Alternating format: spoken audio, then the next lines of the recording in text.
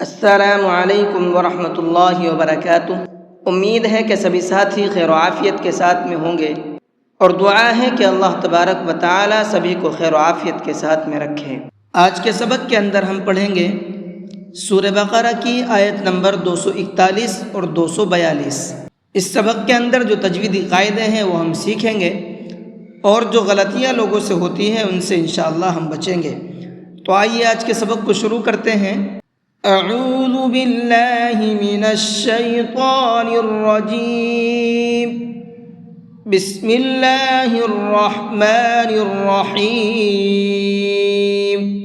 وَلِلْمُطَلَّقَاتِ مَتَاعٌ بِالْمَعْرُوفِ۔ وَلِلْمُطَلَّقَاتِ، طا کو منہ بھر کے پڑھیں گے اور قاف کو بھی منہ بھر کے پڑھیں گے۔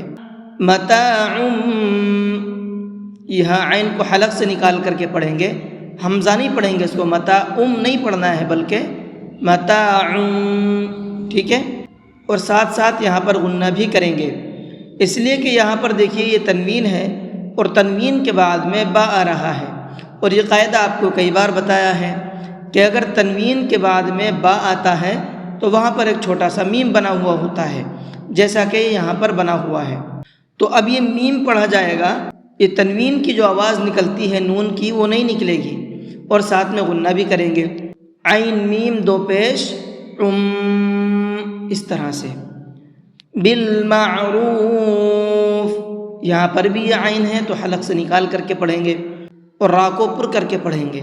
حقا علی المتقین، حقا، ہا کو حلق سے نکال کر کے پڑھیں گے، حقا نہیں پڑھنا ہے اس کو بلکہ حقا، اور قاف کو پر کر کے پڑھیں گے، منہ بھر کے پڑھیں گے۔ علی المتقین، یہاں پر بھی یہ بڑا قاف ہے تو اس کو بھی پر کر کے پڑھیں گے۔ کذالک یبین اللہ لکم آیاتہ لعلکم تعقلون۔ کذالک، ذال کو بہت نرمی کے ساتھ میں پڑھنا ہے، سافٹ کر کے پڑھنا ہے، اس لیے کہ ذال نرمی کے ساتھ پڑھا جاتا ہے۔ اگر اس کو سختی کے ساتھ میں پڑھیں گے تو پھر یہ ذال نہیں رہ جائے گا بلکہ یہ زا بن جاتا ہے، اور اس کا مخرج کیا ہے وہ بھی میں بتا دیتا ہوں آپ کو۔ اس کا مخرج ہے زبان کی نوک کو اوپر کے سامنے والے جو دو دانت ہیں اس سے ٹچ کریں گے، جب زبان کو وہاں پر ٹچ کریں گے تو آپ کا ذال ہی نکلے گا، زا یا ذا کچھ بھی نہیں نکلے گا، ٹھیک ہے؟ اور اس میں سیٹی نہیں ہوتی ہے۔ ذال، یبین اللہ، اللہ کلام کو پر کر کے پڑھیں گے، اس لیے کہ اللہ کلام سے پہلے پیش ہے، اور اللہ کلام سے پہلے پیش ہوتا ہے تو اللہ کلام کو پر کر کے پڑھتے ہیں، منہ بھر کے پڑھتے ہیں۔ آیاتہ، یہاں پر حمزہ کو بھی اور یا کو بھی دونوں حرفوں کو کھینچ کر کے پڑھیں گے، اس لیے کہ دونوں کے اوپر کھڑا زبر ہے۔ تعقلون، عین کو حلق سے نکال کر کے پڑھیں گے اور قاف کو پر کر کے پڑھیں گے۔ تو آج کا سبق اتنا ہی رہنے دیتے ہیں۔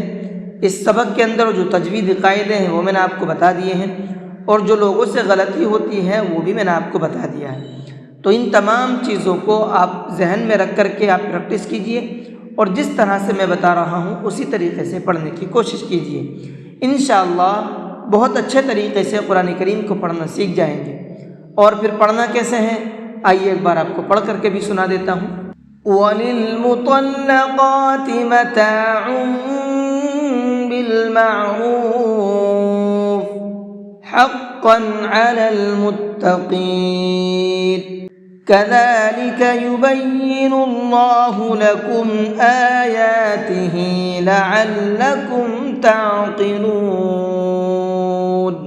جی السلام علیکم ورحمۃ اللہ وبرکاتہ۔